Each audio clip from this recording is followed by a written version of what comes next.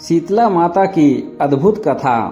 यह कथा बहुत पुरानी है। एक बार शीतला माता ने सोचा कि चलो आज देखूं कि धरती पर मेरी पूजा कौन करता है, कौन मुझे मानता है। यही सोचकर शीतला माता धरती पर राजस्थान के डुंगरी गांव में आई और देखा कि इस गांव में मेरा मंदिर भी नहीं है, ना मेरी पूजा है।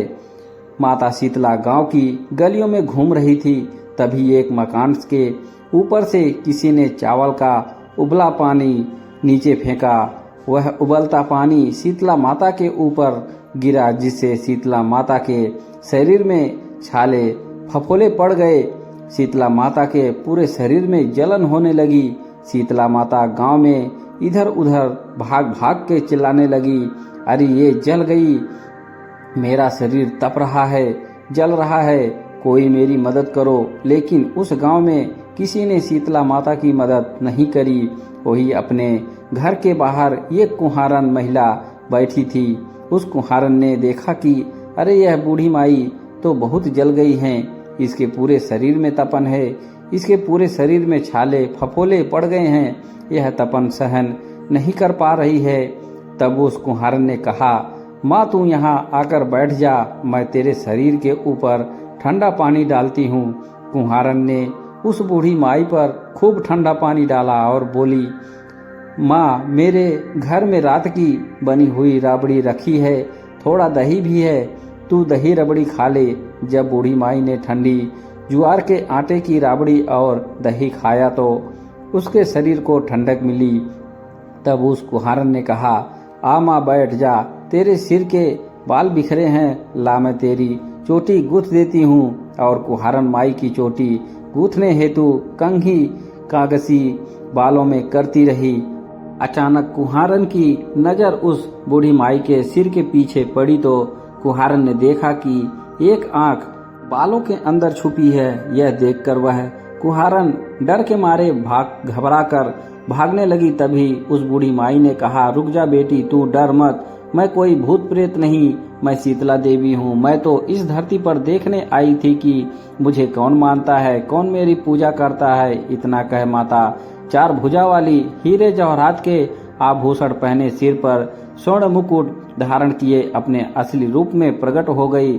माता के दर्शन कर कुम्हारन सोचने लगी कि अब मैं गरीब इस माता को कहाँ बिठाऊं। तब माता बोली, हे बेटी तू किस सोच में पड़ गई। तब उस कुम्हारन ने हाथ जोड़कर आंखों में आंसू बहते हुए कहा, है माँ मेरे घर में तो चारों तरफ दरिद्रता है, बिखरी हुई है। हे माँ आपको कहाँ बिठाऊं, मेरे घर में ना तो चौकी है ना बैठने का आसन।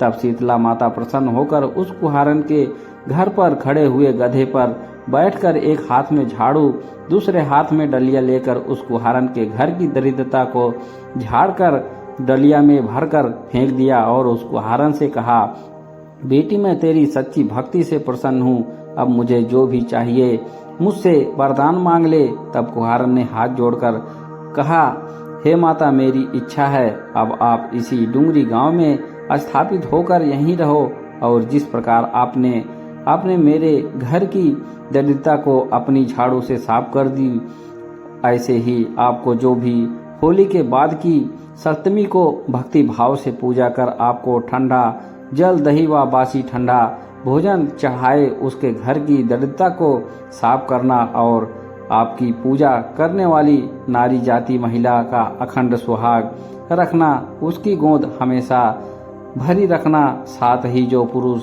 शीतला सप्तमी को नाई के यहाँ बाल ना कटवाए, धोबी को कपड़े धुलने ना दे और पुरुष भी आप पर ठंडा जल चढ़ाकर नारियल फूल चढ़ाकर परिवार सहित ठंडा बासी भोजन करे, उसके काम धंधे व्यापार में कभी दरिद्रता ना आए। तब माता बोली, तथास्तु, है बेटी तू जो वरदान मांगे मैं सब कुछ तुझे देती हूँ। मैं बेटी तुझे आशीर्वाद देती हूँ कि तेरी पूजा का मुख्य अधिकार इस धरती पर सिर्फ कुम्हार जाति का ही होगा। तभी उसी दिन से डुंगरी गांव में शीतला माता स्थापित हो गई और उस गांव का नाम हो गया शीत की डुंगरी। शीत की डुंगरी में शीतला माता का मुख्य मंदिर है। शीतला सप्तमी पर वहाँ बहुत विशाल मेला भरता है। इस कथा को पढ़ने से घर की दरिद्रता का नाश होने के साथ साथ सभी की मनोकामना पूरी होती है।